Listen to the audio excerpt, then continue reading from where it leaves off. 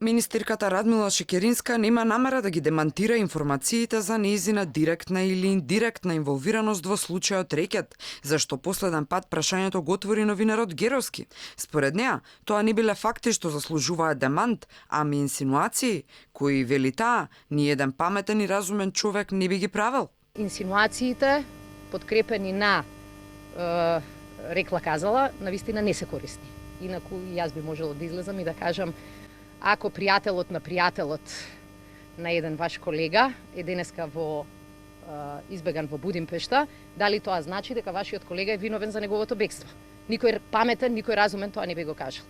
Никој не бил заштитен за рекет, тврди Шекеринска, не пропуштајќи да направи споредба со начинот на кој функционирала минатата власт. Никој не е заштитен и никој не ја попречува истрагата. Од сите изјави, од представници на сите институции, особено од представници на владата, добивте иста порака. Законот мора да важи за сите.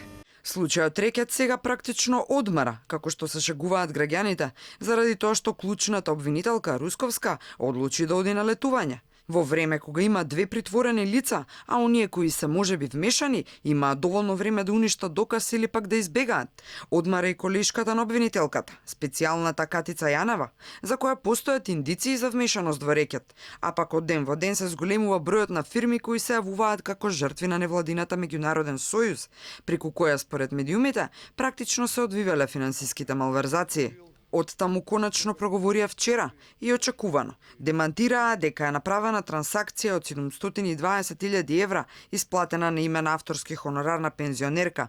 Тврдат дека веќе биле истражувани од финансовата полиција и обвинителството и велат дека постапката била сопрена од и се било законско. Од друга страна пак, бизнисменот Азманов, кој прв проговори дека е жртва на уцени и рекет од Боки 13, укажа на вмешаност токму на финансиската полиција.